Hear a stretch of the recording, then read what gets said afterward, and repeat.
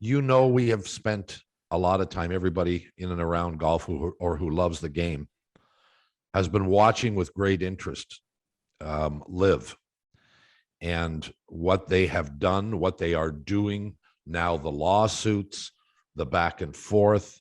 Give me your perspective as you watch this from just outside that realm.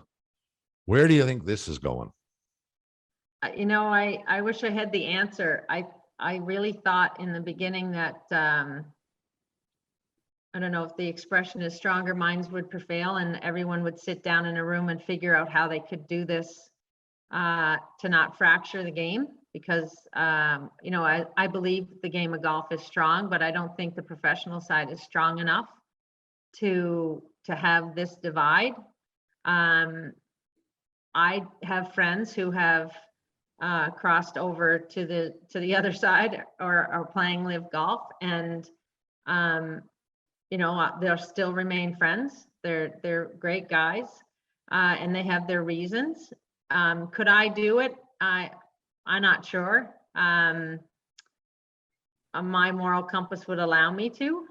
I think if the money wasn't coming from where the money is coming from, then we might not be having this discussion. Agreed. But then I'll go to hockey and I'd say, is this any different than the players that we know that have gone to play in Russia? And the rumor is that they're paid in a brown envelope. Like, I don't know what the difference is. I guess the biggest difference from a golf perspective is that we tend to use this term independent contractors quite freely.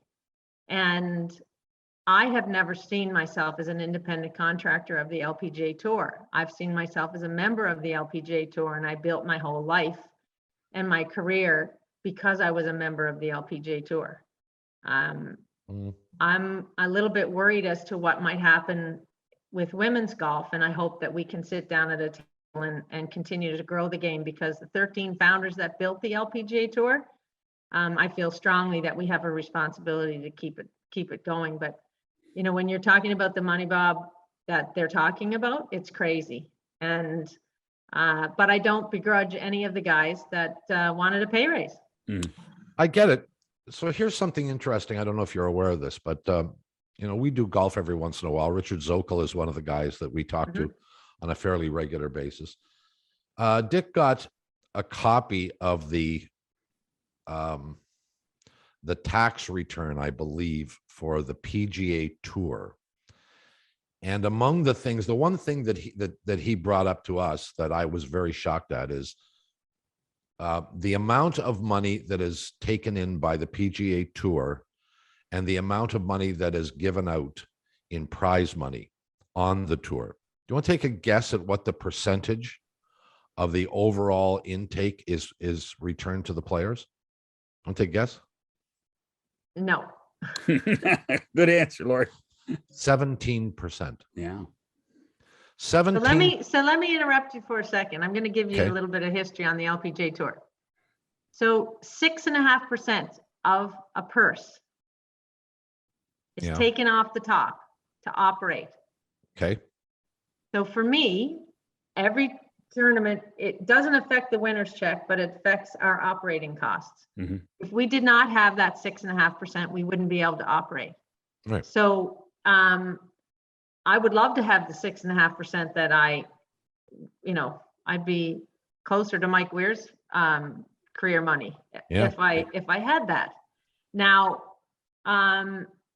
of all of this, the most disturbing part of all of this to me right now is now the PGA Tour has taken the stance that they're going to increase purses, have more, like go back to what we referred to as the silly season. So then who suffers in the whole scheme of things? The bottom end, who are trying to make their way up through the ranks and developing golf. Like neither side are really developing golf. If you look at it just strictly from the dollar side. Well, okay. All I'm saying is that if only 17% is paid back to the players, that is why you've got a whole bunch of guys sitting around. And this is a very, it's a not-for-profit company, business. And it is run by the guys at the top who are not inclusive. Well, this is what the players say. They're not inclusive of the players in letting them know where everything is going, where the money is going, who's doing what, and I think Dick put it in a very interesting way. He said, you look at Major League Baseball and the players make about 50%. NHL hockey, 50%. No matter. Okay, so I'm going to interrupt again and tell you that Yeah, every other sport but ours has a union, a player's side. We're That's not correct. unionized. We're individuals. I know. But we're members of each said tour. And you've said not for profit. We're a not for profit. The PGA Tour is a not for profit. But yet they're a big machine moving forward. Yeah. I really don't think that, I mean, this has been, I guess, we all know that Greg Norman was headed for the PGA Tour and was, because that's how the WGC event started. Right. I'd like to know in hockey, when the WHL kind of went out on his own and tried to overtake or like become better than the NHL, and we know where that went, not far. But now this is a whole different kettle of fish. Like Richard Zokol knows way more about the PGA Tour than I do, in where the monies come and go from. I can speak just what I know on the LPGA Tour. And while women's golf is increasing its purses and there's, things are moving along quite nicely, we're still having to take 6.5% off the top of a contract to operate. Yeah. How concerned, LORIE, I mean, with the PGA Tour being it's in my mind as big as it is, and this LIV thing showing up, there's only a certain amount of advertising dollars in the market. How concerned are you that this will cannibalize women's golf in so many ways? Well, I guess that's remains to be seen. I'm hearing rumor that LIV has wanted to come into the women's side. What I believe I'm being told is that they haven't quite sat down at the table. I know that because I watched an interview with Greg Norman and he spoke about the Aramco series, which is a series of events, 8 of them that are run under the LET brand. So that's the European Ladies Tour. Mm-hmm. But they're playing for $1 million. They're not throwing the money like big money. Mr. Norman, with all due respect to him, felt that Aramco was one of the biggest sponsors in women's golf. Well, they're not. Opportunity to play more, have different types of events.